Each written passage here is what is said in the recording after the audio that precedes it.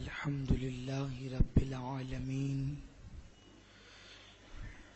والعاقبة للمتقين والصلاة والسلام على سيد الأنبياء والمرسلين وعلى آله وأصحابه الطيبين الطاهرين أما بعد فاعوذ بالله من الشيطان الرجيم بسم الله الرحمن الرحيم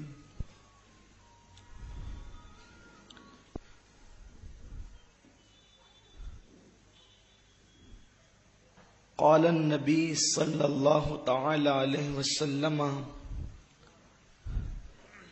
طلب الحلال فريضة على كل مسلم او كما قال رسول الله صلى الله عليه وسلم صدق رسول الله صلى الله عليه وسلم غوث اعظم بمنے بے سرو ساما مدد قبلہ دین مدد کعبہ ایمان مدد بگرداب بلا افتاد کشتی ضعیفانے شکستہ رات پشتی بحق کے خواجہ عثمان ہارون مدد کن یا معین الدین چشتی مدد کن یا معین الدین چشتی مدد کن یا معین الدین چشتی۔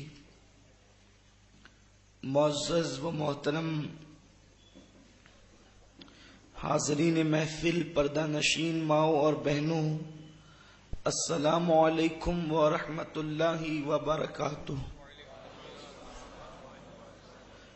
آئیے ہم اور آپ مل کر انتہائی عقیدت و محبت کے ساتھ اپنے اور ساری کائنات کے مرکز عقیدت انیس بے کساں چارہ ساز درد منداں ہم غریبوں کے غم گسار مصطفیٰ جان رحمت حضور احمد مجتبی محمد مصطفیٰ ارواحنا فداں صلی اللہ تعالی علیہ وسلم کی بارگاہ بے کس پناہ میں جس طریقے سے میں پڑھا ہوں آپ بھی میرے ساتھ مل کر بآواز بلند پڑھیں۔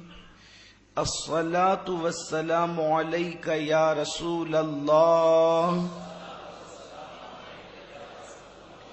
الصلاۃ والسلام علیک یا نبی اللہ، الصلاۃ والسلام علیک یا حبیب اللہ، وعلى آلك وأصحابك يا نور الله،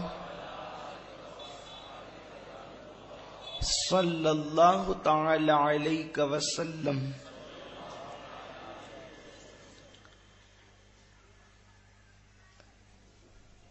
میرے پیارے آقا صلی اللہ تعالی علیہ وسلم کے پیارے دیوانوں،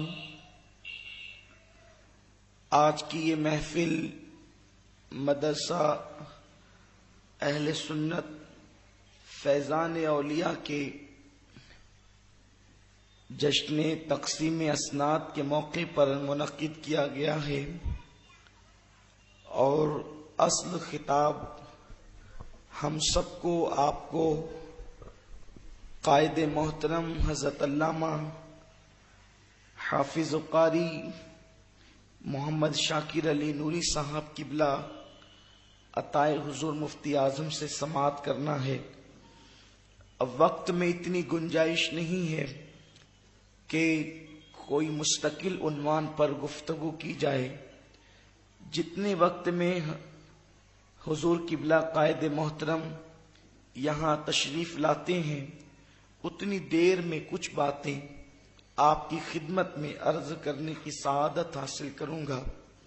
اس مناسبت سے میں نے آقا کریم صلی اللہ علیہ وسلم کی ایک حدیث مبارکہ کی تلاوت کرنے کا شرف حاصل کیا ہے۔ آقا کریم صلی اللہ علیہ وسلم فرماتے ہیں طلب الحلال فریضۃ علی کل مسلم ہر مسلمان پر حلال کا طلب کرنا یہ فرض ہے۔ حلال کی اہمیت اسلام میں اتنی ہے کیونکہ ساری چیزیں جو ڈیپینڈ کرتی ہے، ساری چیزوں کی جو بنیاد ہے وہ رزق حلال ہے۔ ایک انسان نمازی بن جائے، روزے دار بن جائے، حاجی بن جائے، زکوٰۃ 1 روپے کی بجائے 1 کروڑ روپیہ نکالنے لگ جائے، وہ ساری عبادتیں کریں، لیکن اگر اس کے پاس رزق حلال نہیں ہے تو نہ اس کی نماز اس کو فائدہ دے گی، نہ اس کا روزہ اس کو فائدہ دے گا، نہ اس کا حج اس کو فائدہ دے گا، نہ اس کی زکوٰۃ نکالنا اس کو فائدہ دے گی۔ میرے پیارے آقا صلی اللہ علیہ وسلم کے پیارے دیوانوں، حرام مال سے زکوٰۃ نکالنے والے کے بارے میں سیدی اعلیٰ حضرت امام احمد رضا خان محدث بریلوی رحمت اللہ تعالی علیہ ارشاد فرماتے ہیں، حرام مال سے زکوٰۃ نکالنے کا مطلب یہ ہے کہ کسی ناپاک کپڑے کو پیشاب سے دھونا۔ کیا ناپاک کپڑے کو اگر کوئی پیشاب سے دھلے تو کیا وہ کپڑا کوئی پاک کر سکتا ہے؟ میرے پیارے آقا صلی اللہ علیہ وسلم کے پیارے دیوانوں، آپ اندازہ فرمائیں، ہمارے پیٹ کے اندر جو لقمہ جاتا ہے وہ بڑا قیمتی ہے۔ آقا کریم صلی اللہ علیہ وسلم نے ارشاد فرمایا، جس نے ایک لقمہ حرام کا کھایا 40 دن تک کہ اللہ اس کی عبادت کو قبول نہیں فرماتا، 40 دن تک اس کی دعائیں قبول نہیں کی جاتی۔ میرے پیارے آقا صلی اللہ علیہ وسلم کے پیارے دیوانوں، لوگ کہتے ہیں میری دعا قبول نہیں ہوتی، نماز کی پابندی کرتا ہوں، داڑھی بھی چہرے پہ بڑی سجا رکھی ہے، لیکن میری دعا قبول نہیں ہوتی، مزارات پر جا کر بھی دعا کرتا ہوں لیکن قبول نہیں ہوتی، مسجد میں بھی گڑ گڑاتا ہوں، دعا قبول نہیں ہوتی۔ میرے پیارے آقا صلی اللہ علیہ وسلم کے پیارے دیوانوں، آج قوم مسلم کو لاشعوری طور پر حرام کے اندر گرفتار کیا جا رہا ہے۔ سیدنا موسیٰ علیہ السلام ارشاد فرماتے ہیں، ایک بندے کو دیکھا جنگل کے اندر بے چین ہے، ہاتھ اٹھا کر کے مضطرب ہے، رو رو کر گڑ گڑا کر اللہ کی بارگاہ میں دعا کر رہا ہے، میرے کریم یہ عطا کر دے، میرے مولا یہ عطا کر دے۔ اس کے رونے کو دیکھ کر جناب موسیٰ علیہ السلام کو ترس آ گیا، سیدنا موسیٰ علیہ السلام بے چین ہو گئے، عرض کرتے ہیں مولا اس کی سن بھی لے، اس لیے کہ یہ کتنا رو رہا ہے، کتنا گڑ گڑا رہا ہے، کتنی آہوزاری کر رہا ہے۔ ارشاد ہوا موسیٰ اگر یہ روتے روتے دم توڑ دے، یہ آہوزاری کرتے کرتے مر جائے، تب بھی اس کی دعا کو قبول نہیں کروں گا۔ عرض کیا مولا اس پر اتنے ناراض کیوں ہے کہ یہ روتے روتے مر جائے تب بھی اس کی دعا قبول نہ کی جائے گی؟ تو ارشاد ہوتا ہے موسیٰ اس کے پیٹ میں جو لقمہ ہے وہ لقمہ حرام ہے، اور اس کے جسم پر جو لباس ہے وہ لباس حرام ہے، میں اس کی دعا کیوں قبول کروں؟ میرے پیارے آقا صلی اللہ علیہ وسلم کے پیارے دیوانوں، ہم نے بہت چیزوں کی طرف توجہ کی، لیکن لقمہ حلال کی طرف کتنے لوگوں کی توجہ ہے؟ ہم جھوٹ بول کر تجارت کریں، دھوکہ دے کر تجارت کریں۔ جن لوگوں کی تجارت حلال ہے کچھ تو ایسے ہیں جھوٹ بول کر کرتے ہیں، دھوکہ دے کر کرتے ہیں، فریب کر کے کرتے ہیں۔ میرے پیارے آقا علیہ السلام کے پیارے دیوانوں، اور بہت سارے کم نصیب تو ایسے ہیں جنہوں نے حرام کام ہی کھول رکھے ہیں، شراب ہم بیچیں، جوے کے اڈے ہم چلائیں، سود سے پیسہ ہم دیں۔ جانتے ہیں آپ سود کتنی بدترین لعنت ہے؟ اللہ کے رسول صلی اللہ علیہ وسلم فرماتے ہیں اللہ نے یہ وعدہ کیا ہے وہ تجارت کو بڑھائے گا اور وہ سود کو ہلاک کرے گا۔ جس نے ایک لقمہ سود کا کھایا گویا کہ اس نے اپنی ماں کے ساتھ 36 مرتبہ زنا کیا۔ میرے پیارے آقا صلی اللہ تعالی علیہ وسلم کے پیارے دیوانوں، آج کروڑ پتی بننے کے لیے، مالدار بننے کے لیے دنیا کے عیش و عشرت کے لیے لوگ آخرت کو بھول گئے. دوسرے کا مکان ہے, میرا بھی خوبصورت مکان ہونا چاہیے. کسی کا محل ہے, میرا بھی محل ہونا چاہیے. وہ اتنے 1000 روپے کا ڈریس پہن کر کے نکلتا ہے, میرا بھی اتنا قیمتی لباس ہونا چاہیے. اس کے پاس اتنی قیمتی گاڑی ہے, میرے پاس بھی اتنی قیمتی گاڑی ہونی چاہیے. میرے پیارے آقا صلی اللہ علیہ وسلم کے پیارے دیوانوں, مکان یہی رہ جائے گا, دکان یہی رہ جائے گی, لباس یہی رہ جائے گا, سواریاں یہی رہ جائے گی. اس دنیا سے انسان تو لے کر کیا جائے گا؟ اللہ اکبر.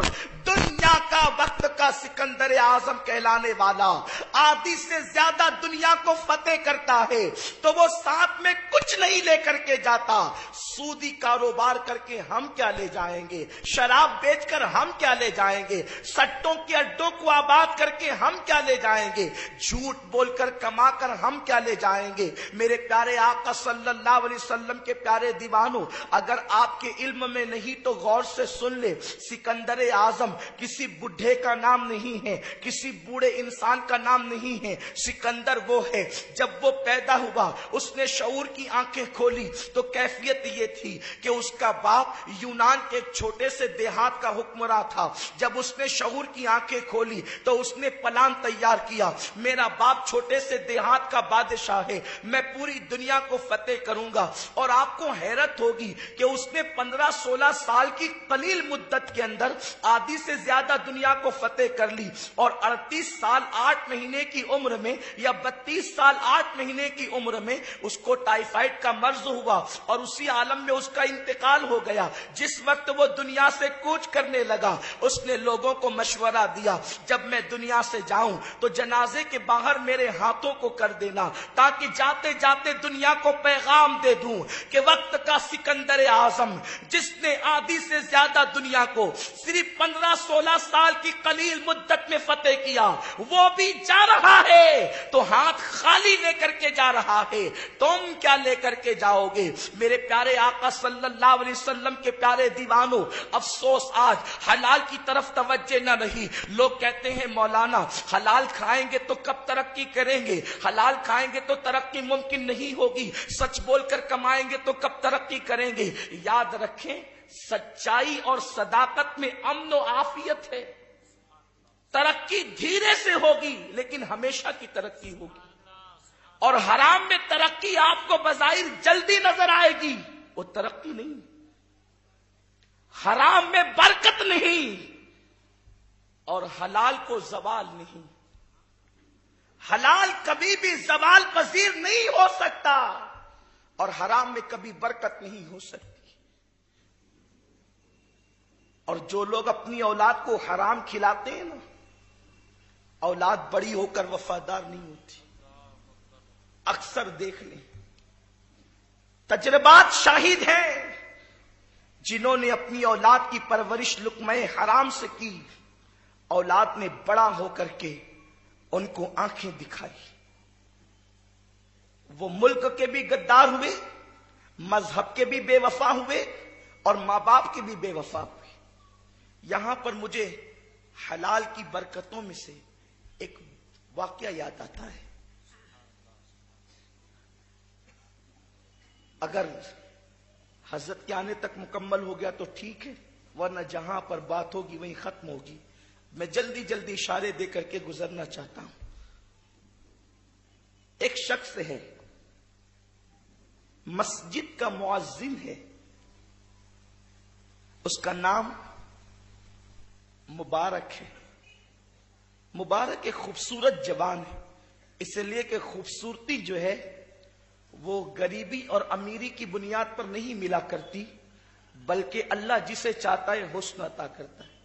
کبھی ایسا بھی ہوتا ہے کہ کسی مزدور کے یہاں بڑا حسین و جمیل بچہ پیدا ہو جاتا ہے, اور کبھی ایسا بھی ہوتا ہے کہ بہت بڑے کروڑ پتی کے یہاں کوئی جو ہے وہ بظاہر عرف کے اعتبار سے لوگ اس کو بدصورت کہتے ہیں, حالانکہ دنیا کا کوئی انسان بدصورت نہیں ہو سکتا, اس لیے کہ اللہ نے انسان کو سب سے خوبصورت مخلوق بنا کر پیدا کیا. رنگ کالا ہے تو کیا ہوا, ناک چھوٹی ہے تو کیا ہوا, آنکھ چھوٹی ہے تو کیا ہوا, لیکن اگر وہ انسان ہے تو وہ خوبصورت ہے۔ لقد خلقنا الانسان فی احسن تقویم، ہم نے انسان کو بہت خوبصورت پیدا کیا، حسین صورت پر پیدا کیا، لیکن اس کے بعد اپنے حسن پر اترانے والے انسان، قرآن فوراً دوسری آیت میں کہتا ہے ثم رددناہ اسفل سافلین، انسان کو خوبصورت تو بنایا لیکن اس کے برے کرتوت کی وجہ سے ہم نے اس کو پھر جو ہے وہ اترتی کے گڑھے میں ڈھکیل دیا، اس پر بڑھاپا مسلط کر دیا۔ یہی وجہ تو ہے اللہ نے سب کو بڑھاپا دیا جس کو دینا چاہا، لیکن 63 سال کی عمر ہونے کے باوجود بھی اللہ نے میرے مصطفیٰ کو بوڑھا نہیں کیا، بلکہ میرے آقا 63 سال کی عمر میں بھی 34 سال کے جوان نظر آتے تھے۔ اس لیے آقا کو جو بھی دیکھتا اے جوان کہہ کر کے پکارتا۔ حضور کی عمر شریف 63 سال کی ہو گئی تھی، لیکن ابھی 12 سے 16 بال بھی داڑھی شریف کے سفید نہیں ہوئے تھے۔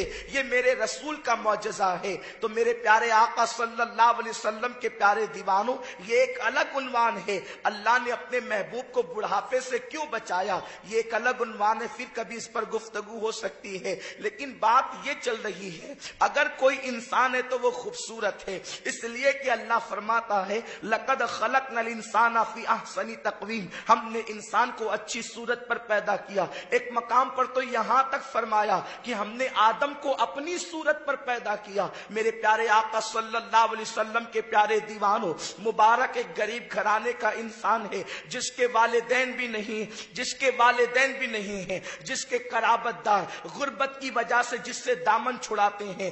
آپ جانتے ہیں نا، جب انسان غربت کی چکی میں پستا ہے تو قریبی رشتہ دار بھی دامن چھڑاتے ہیں، اور جب کسی کے آنگن میں مالداری کا شجر لگتا ہے تو دور دور کے رشتہ دار بھی کہتے ہیں فلاں میرا رشتہ دار ہے، فلاں میرا رشتہ دار ہے۔ لوگوں کا حال یہی ہے، غربت سے لوگوں کو بو آتی ہے، غریبوں سے لوگوں کو بدبو آتی ہے۔ لوگ امیروں کو دور کی رشتہ داری ہو یا نہ ہو دل لگاتے ہیں، لیکن غریبوں کو قریب بھی نہیں بٹھانا چاہتے۔ لیکن یہ میرا رسول ہے، یہ آپ کے رسول ہے، جو دعا یوں کرتے ہیں اے اللہ مجھے ظاہری حیات بھی غریبوں کے درمیان دینا، اور مجھے ممات بھی غریبوں کے درمیان دینا، اور میرا حشر بھی غریبوں کے درمیان فرمانا۔ اور آقا فرماتے ہیں مالداروں سے غریب لوگ 500 سال پہلے جنت میں داخل کیے جائیں گے۔ اب اس کا یہ مطلب نہیں معاذ اللہ کہ ہم جو ہے وہ اپنے آپ کو پھر غریب ہی کر لے، کام چور بن جائے۔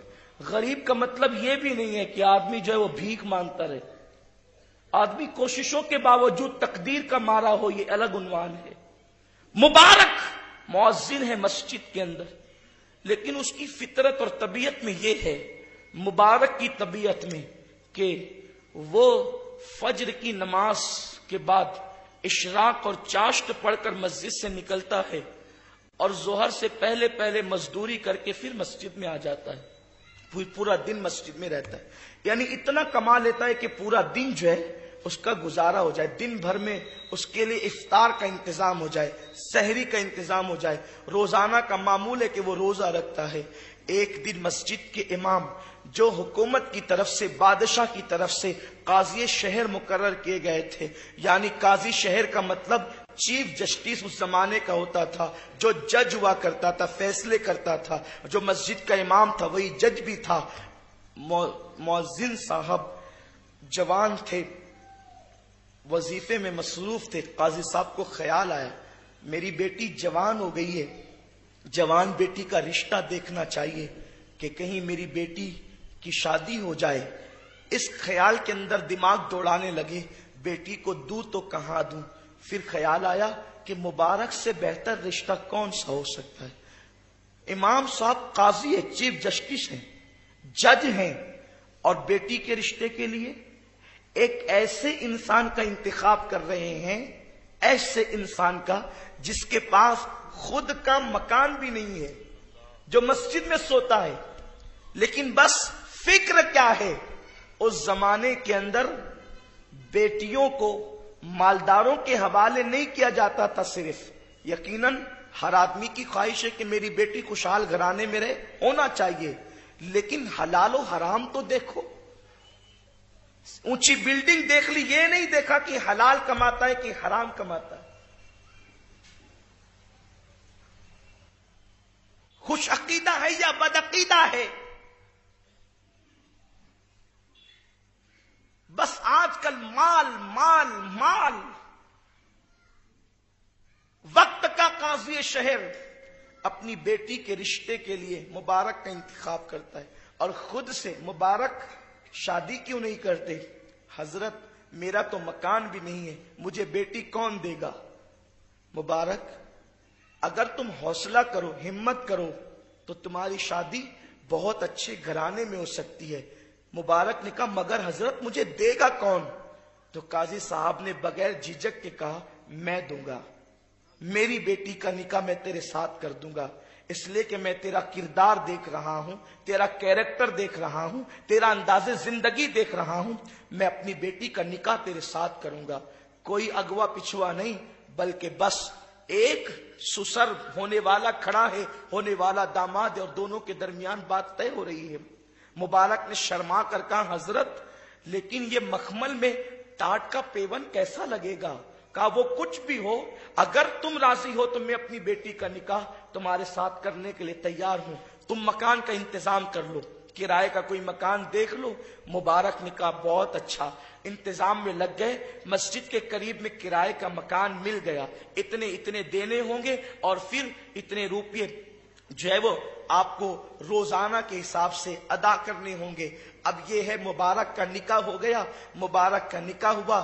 قاضی صاحب اپنی خوبصورت چاند سی بیٹی کو شام کے وقت مبارک کے اسی جھوپڑے میں پہنچا دیتے ہیں اور اس کے بعد واپس اپنے محل کی طرف پلٹ جاتے ہیں۔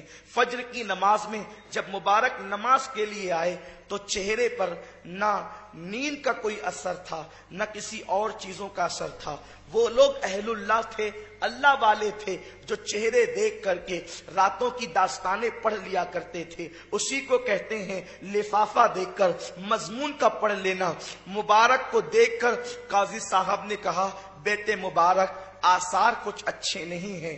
انہوں نے کہا حضور کیا فرماتے ہیں؟ اب آپ سسر ہو گئے تو باپ کے قائم مقام ہو گئے، پہلے ہی امام اور عالم کی حیثیت سے، قاضی و چیف جسٹس کی حیثیت سے آپ میرے لیے بڑے محترم تھے، لیکن اب باپ کے قائم مقام ہے تو آپ حکم فرمائے کہ آثار کس بات پر اچھے نہیں ہیں؟ تو قاضی صاحب نے کہا ٹھیک ہے، گھر آ کر کے تفتیش کے بعد گفتگو ہوگی۔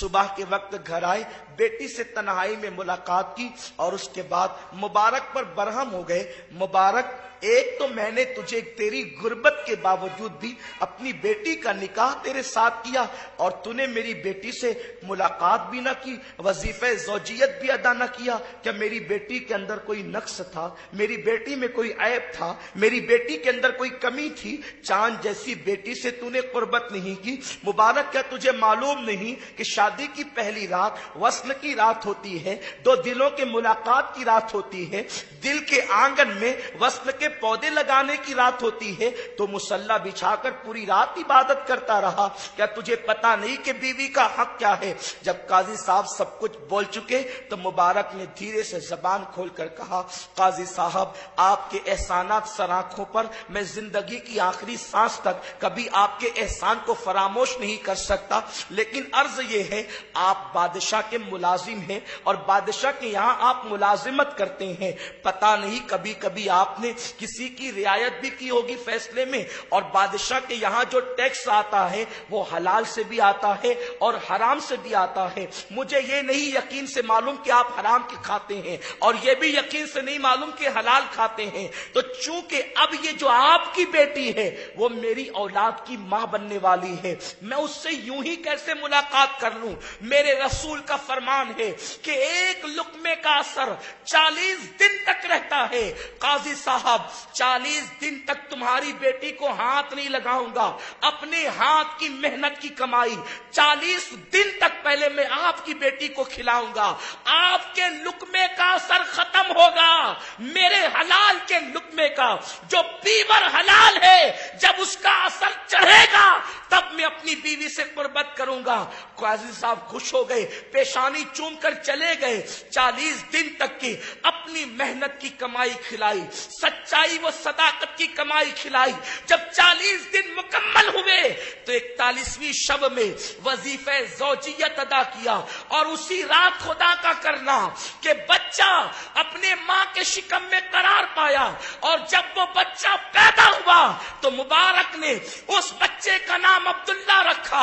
اسی مبارک مؤذن کے بیٹے کو دنیا نے عبداللہ ابن مبارک کے نام سے جانا۔ عبداللہ بن مبارک وہ ہے، امام اعظم فرماتے ہیں قیامت کے دن اللہ مجھ سے پوچھے گا نعمان کیا لایا ہے، تو میں عبداللہ ابن مبارک کو پیش کر دوں گا، اسی میں میری نجات ہو جائے گی۔ اللہ اکبر، یا رسول اللہ، زندہ باد سرکار کی غلامی، فیضان سرکار شہنشاہ ناسک۔ حلال حلال ہے، حلال کی برکتوں کا اندازہ نہیں لگایا جا سکتا۔ اور اللہ اکبر، حرام حرام تو اپنی جگہ مشتبہ چیز ہے جس میں شکوک ہو۔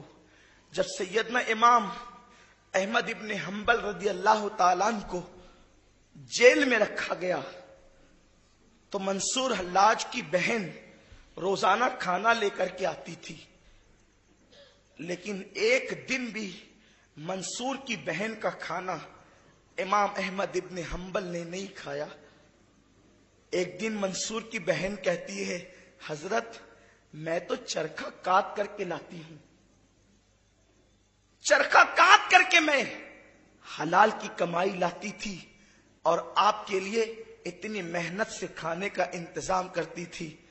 امام احمد ابن حنبل نے کہا او میری بہن، مجھے یقین ہے کہ تیری کمائی حلال کی ہے، لیکن جو کھایا نہیں نا اس کی وجہ یہ ہے کہ یہ لوگ مجھے کھانا جیل کی پلیٹ میں دیتے تھے۔ تیرا کھانا حلال تھا لیکن جیل کی پلیٹ حلال روپے سے تھی یا حرام سے یہ مجھے نہیں معلوم تھا، اس لیے حلال کھانے کو بھی میں نے مشتبہ پلیٹ میں کھانا پسند نہیں کیا۔ میرے پیارے آقا صلی اللہ علیہ وسلم کے پیارے دیوانوں، آج ہماری عبادتیں، آج ہماری نمازیں جو کما کہو ہمیں فیض نہیں پہنچا پا رہی ہے، اس کی وجہ یہ ہے کہ وہ نماز ہی کیا ہے۔ ایسی نماز کو تو صوفیاء نے مرغے کی چوچ کا زمین پر ٹھونگ مارنا کہا ہے۔ نماز کیا ہے؟ قرآن کہتا ہے نماز کے لیے ان الصلاۃ تنہا عن الفحشاء والمنکر، بے شک قرآن کہہ رہا ہے، بے شک کوئی شک، قرآن کی تو ہر بات بے شک ہے، اس کے باوجود بھی قرآن کہہ رہا ہے بے شک۔ اگر قرآن بے شک نہ بھی کہے اس کی ہر بات بے شک ہے، اس کی کسی بات میں شک نہیں ہے، اس کی ہر بات یقینی ہے۔ میرے پیارے آقا صلی اللہ علیہ وسلم کے پیارے دیوانوں، آپ اندازہ فرمائیں کہ جب قرآن مقدس کی ہر بات یقینی ہے، بے شک نماز ہر برائی سے، ہر بری بات سے روک لیتی ہے، پھر ہماری نماز ہمیں کیوں برائی سے نہیں روکتی؟ ادھر مسجد سے نکلے، ادھر جھوٹ بول کر کے سودا کیا، ادھر مسجد سے نکلے ادھر کسی کی غیبت کی، ادھر مسجد سے نکلے ادھر حرام کی طرف بڑھے۔ بلکہ کل تک یہ کہا جاتا تھا کہ مسجد سے نکلے تو ایسا کیا، اب مسجد سے نکلے نہیں، لوگ مسجد ہی میں گناہ کرتے ہیں۔ وہ کون سا جرم ہے آج جو مسجد میں نہیں ہوتا الا ماشاء اللہ۔ تو نماز کا قصور نہیں ہے، جو ہمارے پیٹ کے اندر جو گندگی جاری نا لقمہ حرام، یہ اس کی نحوست ہے۔ اللہ کے رسول صلی اللہ علیہ وسلم فرماتے ہیں جس کی نماز اس کو گناہوں سے نہ روکے، توجہ فرمائیں، جس کی نماز اس کو گناہوں سے نہ روکے وہ نماز اس بندے کو اللہ سے دور کر دے گی. یعنی نمازیں بھی اللہ سے دور کر سکتی ہے. کون سی نمازیں؟ جو نماز گناہوں سے نہ روکے وہ اللہ سے دور کر دے گی، اور جو نماز گناہوں سے روک لیتی ہے وہ اللہ کا قرب عطا کر دیتی ہے. تو ہم خود ہی ڈوب جائیں، اپنے وجود میں ڈوبے، اپنے دل میں ڈوبے، اپنا احتساب کریں. ہم حلال کھا رہے ہیں یا حرام کھا رہے ہیں؟ ہمارے پیٹ میں کون سا لقمہ جا رہا ہے؟ میرے پیارے آقا صلی اللہ علیہ وسلم کے پیارے دیوانوں، سرکار غوثیت مآب رضی اللہ تعالیٰ عنہ سے پوچھا گیا، اللہ نے آپ کو اتنا عظیم مرتبہ عطا کیا، آپ مقام قطبیت پر پہنچے، آپ اتنے عظیم مقام پر پہنچ گئے، وجہ کیا ہے؟ سرکار غوث پاک فرماتے ہیں میں نے 2 چیزوں کو اختیار کیا، اللہ نے مجھے اتنا بلند مقام دیا. ایک صدق مقال، عقل حلال، ہمیشہ سچ بولنا اور حلال کھانا، اللہ نے مجھے یہ مرتبہ عطا کی. اور سچ بول کر کاروبار کرنے والا کبھی رسوا نہیں ہوتا، سچ بول کر کمانے والا کبھی رسوا نہیں ہوتا. یہ شیطانی خبط ہے، یہ شیطانی وسوسہ ہے کہ صحیح بولیں گے تو ترقی نہیں ہوگی. مسلمان یہ سوچ سکتا ہے؟ مومن یہ سوچ سکتا ہے؟ نہیں، ہرگز نہیں. مسلمانوں سچ کو لازم پکڑو. آقا علیہ السلام فرماتے ہیں سچے تاجروں کو اللہ قیامت کے دن نبیین کے ساتھ اور صدیقین کے ساتھ اٹھائے گا، انبیاء اور صدیقین کے ساتھ ان کا حشر ہوگا. اس سلسلے میں ایک بات بیان کی جاتی ہے. بغداد شریف کے اندر ایک بزرگ کپڑے کے تاجر تھے، کپڑے کی تجارت کرتے تھے، لیکن طریقہ تجارت مصطفیٰ کریم صلی اللہ علیہ وسلم کی سنت کے مطابق تھا. آقا کریم صلی اللہ علیہ وسلم کی سنت کے عین مطابق کہ جب بھی کوئی آتا سچ بول کر کاروبار کیا جاتا، جب بھی کوئی آتا عیب اگر ہوتا کپڑے میں تو کپڑے میں عیب دکھا دیا جاتا، قیمت کم کر لی جاتی. اذان کا وقت ہوا، بزرگ اپنے غلام کو دکان پر بٹھا کر مسجد کی طرف تشریف لے گئے. جب نماز پڑھ کر فارغ ہوئے اور واپس تشریف لائے تو غلام نے خبر دی حضور ایک قافلہ گزر رہا تھا، گزرتے ہوئے قافلے میں سے ایک یہودی تھا، اس نے جو ہے وہ کپڑے کا پورا تھان خرید لیا، اور چونکہ گلے پر تالا لگا ہوا تھا تو میں نے وہ پیسے اپنے پاس رکھ لیے، اب آپ اپنی امانت کو لے لیں. انہوں نے کہا کون سا تھان بیچا تو نے؟ اس نے تھان بتایا. بزرگ فرماتے ہیں اس میں تو عیب تھا، کیا تم نے عیب بتایا؟ اس نے کہا اس کا علم مجھے نہیں تھا کہ کپڑے کے اندر عیب ہے. آپ فرماتے ہیں تب تو نے برا کیا، کیونکہ وہ کپڑا اتنی قیمت کا نہیں تھا، کیونکہ اس میں عیب تھا، عیب کے بعد اس کپڑے کی قیمت گھٹ چکی تھی تو تجھے اتنا نہیں لینا چاہیے تھا. اب دیکھیں پیسے زیادہ مل گئے، اگر پیسے ہماری جیب میں زیادہ آئے تو ہم مختلف ہیلے کرنے لگتے ہیں، ٹھیک ہے اب تو وہ چلا گیا ہوگا، اب تو پتہ نہیں اس کا ٹھکانہ کہاں ہوگا، وہ تو قافلے میں آیا تھا. لیکن اللہ اکبر، وہ بزرگان دین کی شان کیا تھی، کتنے حساس تھے وہ حلال کے معاملے میں، حلال و حرام کی تمیز کتنی ان کے پاس تھی. فرماتے ہیں کہ اس کے پیسے لیے اور فرمایا کہ جلدی سے گھوڑا تیار کر، بتا قافلہ کدھر گیا ہے. اپنے گھوڑے پر سوار ہوئے اور سوار ہونے کے بعد جب وہ چل پڑے ہیں تو تھوڑی ہی دیر تک کے گھوڑا دوڑایا تھا کہ وہ قافلے سے جا ملے. قافلے والے ایک منزل پر اتر کر کے جو ہے وہ کھانے پینے کی تیاریوں میں مصروف تھے. جب گئے تو قافلے میں انہوں نے زور سے اعلان کیا کون وہ شخص ہے، کون وہ مسافر ہے جس نے بغداد کی سرزمین سے فلاں دکان سے کپڑے کا تھان خریدا ہے. ایک یہودی آیا، اس نے کہا میں نے خریدا ہے، کیا بات ہے؟ تو کہا کہ سن، اس دکان کا مالک میں ہوں، میرے غلام سے غلطی ہوئی ہے، اس نے عیب دار کپڑا عیب بتائے بغیر تجھے بیچ دیا ہے. میں مسلمان ہوں، میرا مذہب اس کی اجازت نہیں دیتا کہ کسی کو دھوکہ دیا جائے، اس لیے کہ میرے رسول نے فرمایا سچا مومن، کامل مومن کسی کو دھوکہ نہیں دیا کرتا.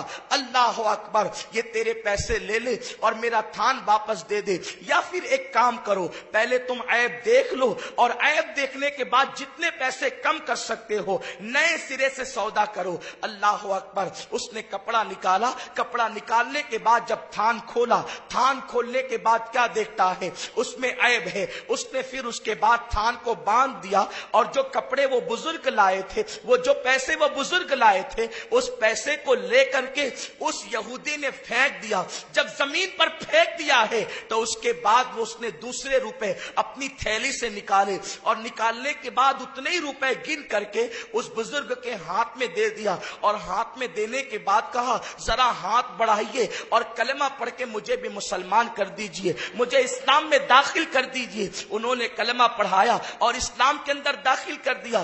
آپ غور کریں، تاجر اسلام کی یوں خدمت کرتے تھے، مال تجارت کے ذریعے سے دین یوں پھیلتا تھا۔ میرے پیارے آقا صلی اللہ علیہ وسلم کے پیارے دیوانوں، اس کے بعد جب کلمہ پڑھا دیا تو اب اس نو مسلم سے وہ بزرگ کہتے ہیں بھائی پیسوں کی تعداد تو زیادہ ہے، تو نے اتنے سارے روپے زمین پر پھینک دیے، وہ پیسے اٹھا لو یا پھر جو پیسے تم میں لایا تھا وہی مجھے دے دیتے، یہ نئے پیسے تم نے مجھے کیوں دیے؟ تو وہ مسکرا کر کے کہتا ہے بھائی سنو، کل تک میں یہودی تھا، بلکہ تھوڑی دیر پہلے تک بھی میں یہودی تھا، میرا مزاج یہ تھا، میرا انداز یہ تھا، میں نقلی پیسے لے کر کے نکلا کرتا تھا زیادہ تر، اور مسلمانوں کو اور غیر یہودیوں کو جو ہے وہ دھوکہ دینے کے لیے میں نقلی پیسے دے کر کے مال خرید لیا کرتا تھا۔ لیکن جب میں نے دیکھا کہ سچ بولنے والوں کا نقصان نہیں، سچ پر چلنے والوں کا نقصان نہیں،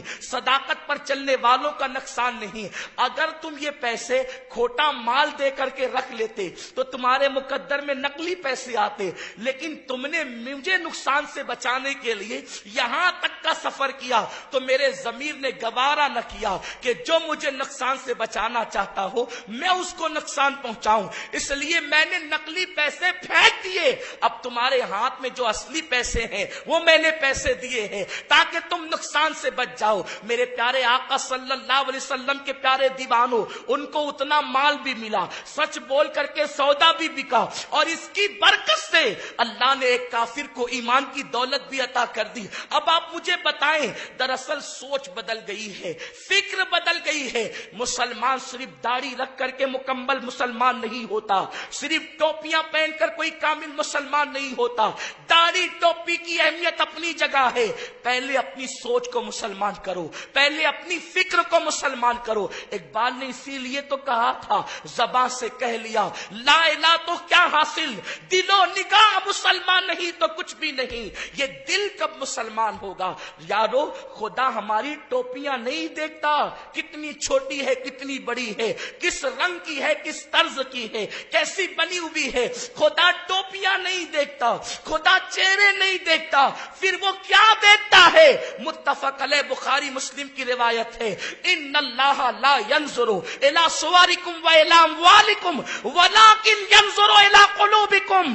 اللہ نہ تمہارے چہرے دیکھتا ہے نہ تمہارے مال دیکھتا ہے، اللہ تو تمہارا دل دیکھتا ہے۔ جو خدا نہیں دیکھتا اس کو سنوار رہے ہو، جس پر خدا کی نگاہ ہے اسے کب سنوارو گے؟ یہ دل پاپی ہے، یہ دل گندا ہے، یہ دل خشیت ربانی سے خالی ہے۔ اس دل کے اندر دنیا کی محبت کا کتا بھر چکا ہے، اس دل کے اندر دنیا کی محبت کا کتا بیٹھ چکا ہے۔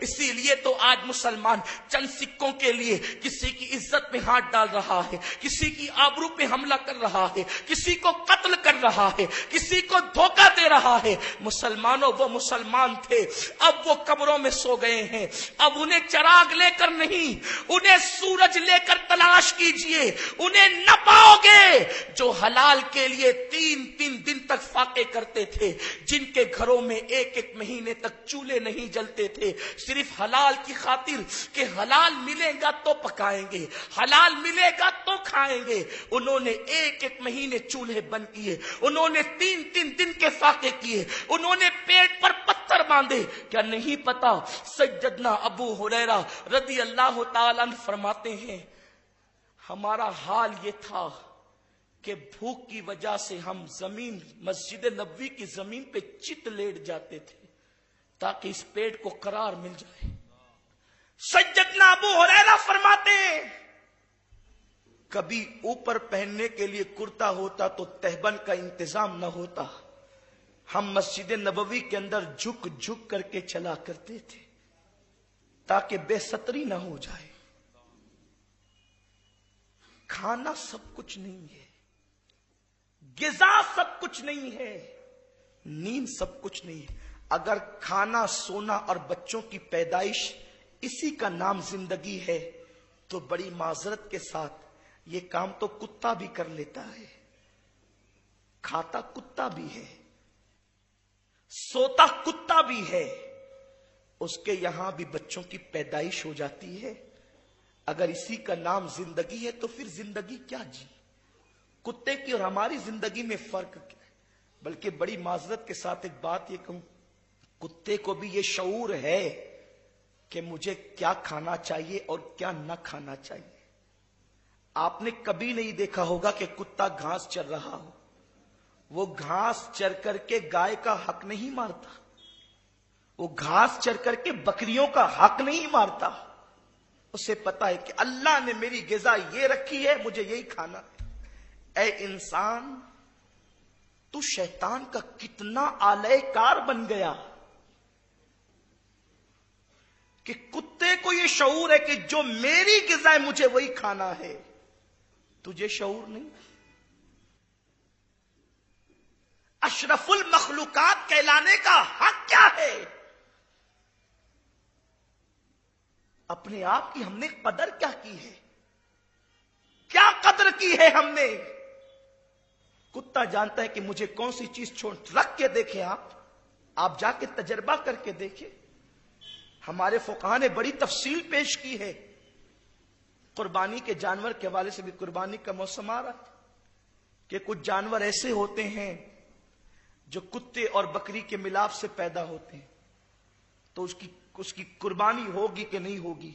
اس سلسلے میں فقہاء نے بڑی تحقیق، نفیس تحقیق پیش کی ہے کہ اس میں اگر بکری کی مشابہت زیادہ ہوگی یا بکری کی صفات کا غلبہ ہوگا تو ہو جائے گی.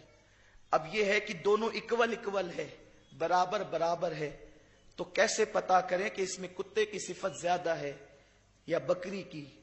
تو کہتے ہیں کہ اس کے سامنے دودھ رکھ کر کے دیکھو، اگر وہ دودھ اور گھاس رکھ کر کے دیکھو، اگر وہ دودھ پیتا ہے گھاس نہیں کھاتا، سمجھ لو کہ کتے کی مشابہت زیادہ ہے. اس طرح کی بڑی لمبی تفصیل ہمارے فقہاء نے بیان کی.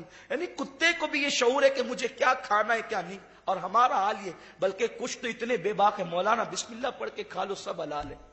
انا للہ و انا الیہ راجعون.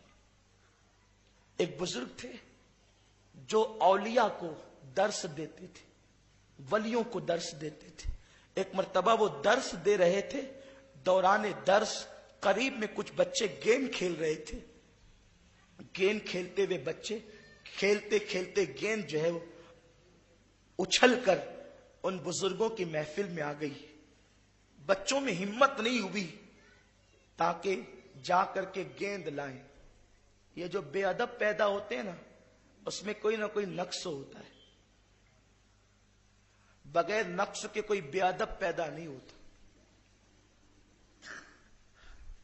اور اللہ کے رسول صلی اللہ علیہ وسلم نے تو یہاں تک فرمایا خیبر کے موقع پر کہ علی سے محبت صرف حلالی کر سکتے ہیں. انس ابن مالک کہتے ہیں اس کے بعد سے اگر کسی بچے کی پیدائش میں شک ہوتا تو لوگ زیادہ مسائل میں نہیں پڑتے، بس اس بچے کے سامنے مولا علی کا نام لے لیتے.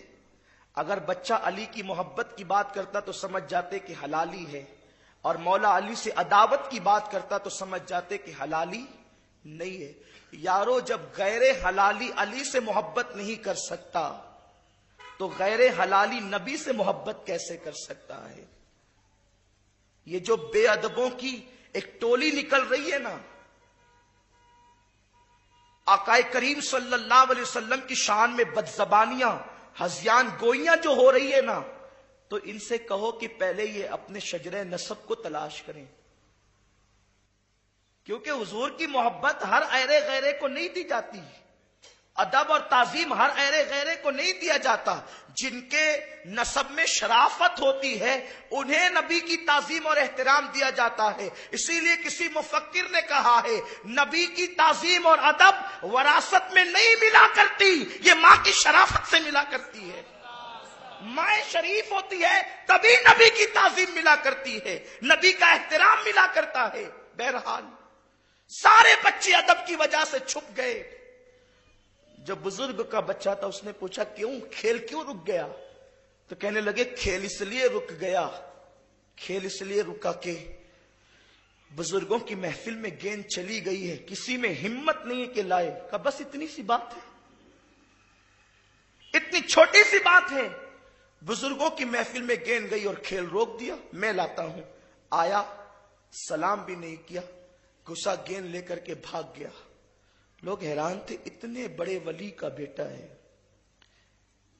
اتنا بے ادب، نہ سلام نہ کلام۔ سب بچے چھپ گئے گیند کو محفل میں آتا دیکھ کر، اور یہ آ کر کے بے باکی کے ساتھ لے گیا۔ وہ بزرگ صاحب کشف تھے، اللہ کے برگزیدہ بندے تھے، لیکن کبھی کبھی اہل کشف کی توجہ بھی امتحاناً ہٹ جاتی ہے تو تقدیر کا لکھا ہوا ہوتا ہی ہوتا ہے، کیونکہ انسان کی تدبیر پر خدا کی تقدیر ہی غالب آتی ہے۔ بزرگ نے فرمایا یارو قصور اس کا نہیں ہے، قصور تو میرا اور میری بیوی کا ہے۔ اب لوگوں کو حیرت اور ہوئی، اتنے بڑے بزرگ کا قصور کیسے؟ تو خود فرماتے ہیں میں اور میری بیوی کئی دن کے فاقے سے تھے، بہت دنوں تک فاقے ہو گئے۔ آدھی رات کے بعد ہمارے پڑوسی کو پتا چلا کہ ہم لوگ کئی دن سے فاقے سے ہیں، بہت دن سے ہم بھوکے ہیں۔ تو اس نے آدھی رات کو اس کے گھر میں جو کچھ تھا لا کر کے ہمیں پیش کر دیا۔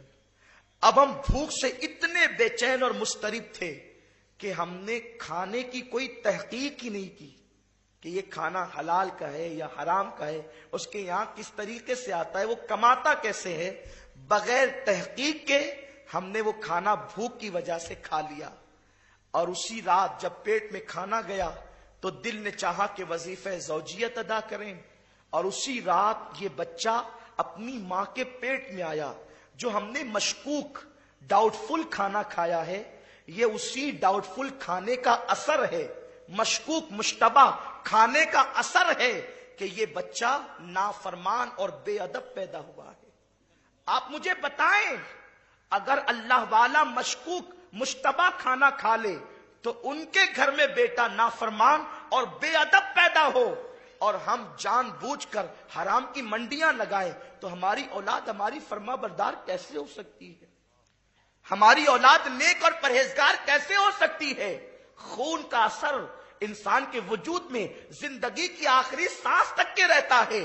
میرے پیارے آقا صلی اللہ علیہ وسلم کے پیارے دیوانوں، ہمیں اپنی فکر کو بدلنا ہوگا، ہمیں اپنی سوچ کو بدلنا ہوگا، ہمیں اپنی فکر کو اسلامی فکر بنانا ہوگا۔ میرے پیارے آقا صلی اللہ علیہ وسلم کے پیارے دیوانوں، دنیاوی جاؤ حشم کے لیے، دنیاوی مال و منال کے لیے، دنیاوی جو ہے وہ لذیذ کھانوں کے لیے ہم نے آپ کو معاذ اللہ کس قدر جو ہے وہ گڑے کے اندر ڈالا ہے، بستی کے اندر ڈالا ہے۔ آج یہ میں آپ کو بتاؤں، میرے پیارے آقا صلی اللہ علیہ وسلم کے پیارے دیوانوں، وہ لوگ جو پیٹ پہ پتھر باندھتے تھے، ایسا ہے کہ وہ کماتے نہیں تھے، یقیناً کماتے تھے، یا وہ کمانے کا ہنر نہیں جانتے تھے، یقیناً کمانے کے ہنر بھی جانتے تھے، لیکن سچائی اور صداقت کی بنیاد پر حالات یہ تھے کہ اللہ اکبر 3 دن، کبھی کبھی اللہ اکبر 10 دن گھروں میں چولہا نہ جلے، ایک مہینے چولہا نہ جلے۔ آئیے مجھے ایک حدیث پاک یاد آتی ہے، بڑی مشہور حدیث مبارکہ آپ نے سنی ہوگی۔ حدیث پاک کا مفہوم میں اپنے الفاظ میں پیش کروں۔ آقا کریم رؤوف الرحیم صلی اللہ علیہ وسلم کے جانثار سیدنا ابو بکر صدیق دوپہر کی چلچلاتی ہوئی دھوپ میں اپنے گھر سے باہر نکلتے ہیں، اور اس کے بعد جو ہے سیدنا فاروق اعظم سے ملاقات ہوتی ہے۔ سیدنا صدیق اکبر اور سیدنا فاروق اعظم یہ دونوں ایک دوسرے سے ملاقات کرتے ہیں تو سیدنا فاروق اعظم سیدنا ابو بکر صدیق سے پوچھتے ہیں بھائی ابو بکر یہ بتاؤ کہ دوپہر کی چلچلاتی ہوئی دھوپ میں تم کبھی اپنے گھر سے باہر نکلتے نہیں ہو, یہ وقت گھر سے باہر نکلنے کا نہیں ہے, تم اس وقت گھر سے باہر کیوں نکلے؟ تو سیدنا صدیق اکبر, صدیق دیکھو صادق وہ ہوتا ہے جو سچ بولتا ہے, یعنی جو اصل واقعہ ہو اسی کو بیان کرنے والے کو صادق کہتے ہیں, جو اصل معاملہ ہو اسی کے کہنے کو صادق کہتے ہیں, یعنی سچ بولتا ہے, جو بات ہے اسی کے کہنے کو صادق کہتے ہیں. صادق وہ ہے جو بات کے عین مطابق بولے, اور صدیق وہ ہے جو کہہ دے وہی واقعہ بن جائے. صدیق وہ ہے جو کہہ دے وہی واقعہ بن. تو سیدنا ابو بکر صادق نہیں کہا گیا کہ ابو بکر صادق نہیں, ابو بکر صدیق, اور وہ بھی صرف صدیق نہیں بلکہ صدیق اکبر. صدیق اکبر نبیوں کے بعد روئے زمین پر اگر سب سے سچا کوئی ہے وہ سیدنا صدیق اکبر ہے. سیدنا ابو بکر صدیق سے فاروق اعظم نے پوچھا نکلے کیوں؟ یہ وقت تو تمہارا نکلنے کا نہیں ہے. صدیق نے کہہ دیا صداقت کے ساتھ میرے گھر میں 3 دن سے چولہا نہیں جلا ہے اور اب مجھ سے بھوک برداشت نہیں ہوتی. بھوک برداشت نہیں ہوتی تو دل نے چاہا کہ دوپہر کا وقت ہے, باہر نکلتے ہیں اور کسی دوست کے گھر جا کر کچھ تو کھا لیں. کچھ کھا لیں گے تو بھوک مٹ جائے گی. لیکن بھائی عمر یہ بتاؤ تم کیوں باہر نکلے؟ تمہارے باہر نکلنے کی وجہ کیا ہے؟ فاروق اعظم نے مختصر جملوں میں کہہ دیا بھائی ابو بکر, جس بھوک نے تمہیں گھر سے باہر کیا ہے اسی بھوک نے مجھے بھی گھر سے باہر کیا ہے. میرے گھر میں بھی 3 دن سے چولہا نہیں جلا ہے. کس عمر کی بات ہم کر رہے ہیں؟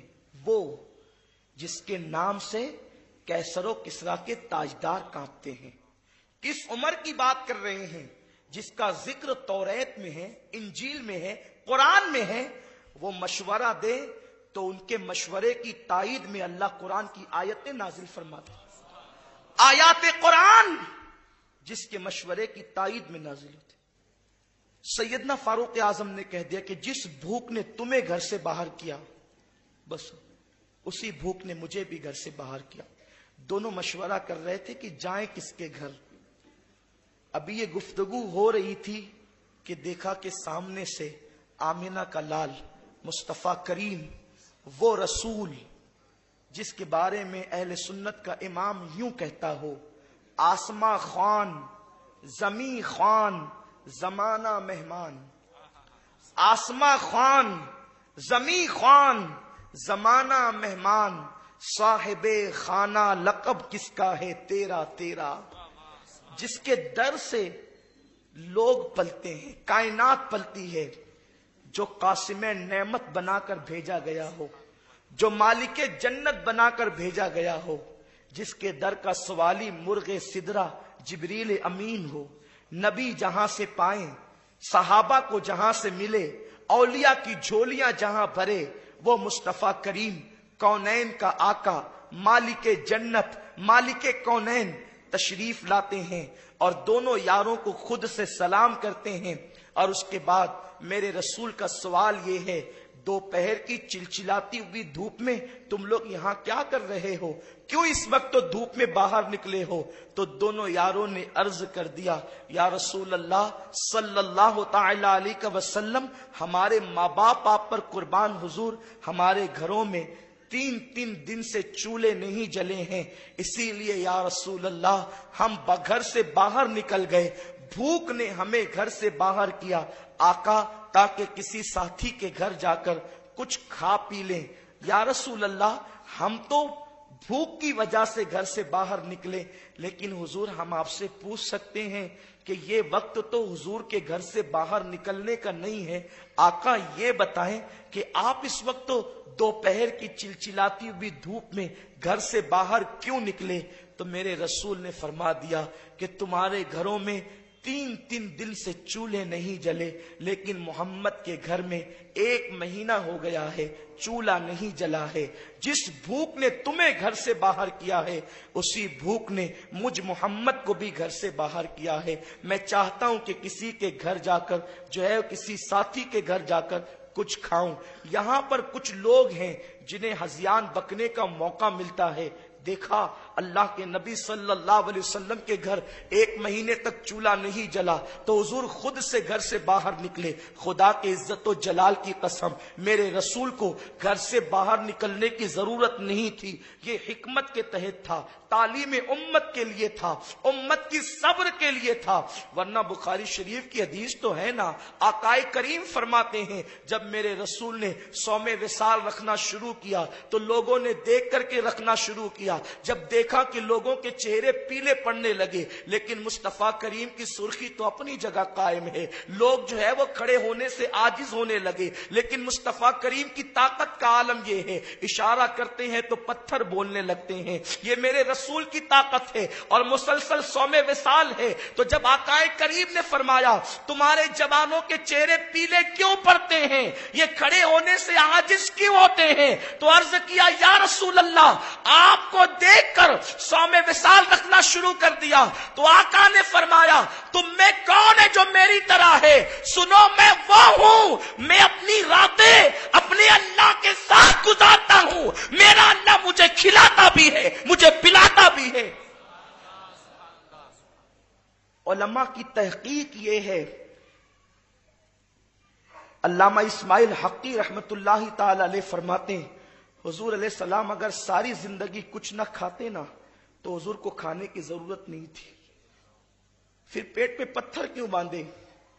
پیٹ پہ پتھر اس لیے باندھے، شیخ ابو طالب مکی فرماتے ہیں اگر وہ پیٹ پہ پتھر نہ باندھتے تو حضور علیہ السلام جو کئی دن تک نہ کھائے اور پیٹ پہ پتھر بھی نہ باندھے تو حضور علیہ السلام کے جسم کی جو ملکوتیت تھی وہ ظاہر ہو جاتی، اور آقائے کریم صلی اللہ علیہ وسلم کا تعلق یہ جو اس دنیا سے تھا وہ اس دنیا کی بجائے جو ہے وہ آقائے کریم صلی اللہ تعالی علیہ وسلم کا عالم نور سے جو تعلق تھا، لوگ اپنی نگاہوں سے دیکھ لیتے تھے، ارے آقا تو آقا ہے۔ سیدنا غوث پاک رضی اللہ تعالیٰ کا حال یہ تھا کہ آخری عمر میں جب لوگ غوث پاک سے مصافحہ کرتے تو ان کا ہاتھ لوگوں کے ہاتھوں سے نکل جاتا تھا، یعنی جس طریقے سے ہوا کو کوئی پکڑ نہیں سکتا، آگ کو کوئی پکڑ نہیں سکتا، ایسے بہت مرتبہ دیکھا گیا اخیر عمر میں کہ سرکار غوث پاک سے مصافحہ کرتے تو ہاتھ ہی میں نہیں آتا۔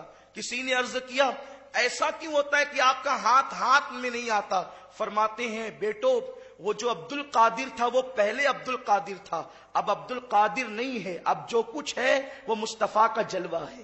تو آقا کریم صلی اللہ علیہ وسلم کے پیٹ پہ پتھر باندھنے کا راز یہ تھا کہ حضور سید عالم صلی اللہ علیہ وسلم کی وہ جو شان ہے وہ اس طرف لوگ اپنی ماتھے کی نگاہوں سے اس کو نہ دیکھ لیں، اس لیے کہ دیکھنے کی تاب ہی نہیں تھی، ایک نظر دیکھنے کی تاب نہیں عالم کو۔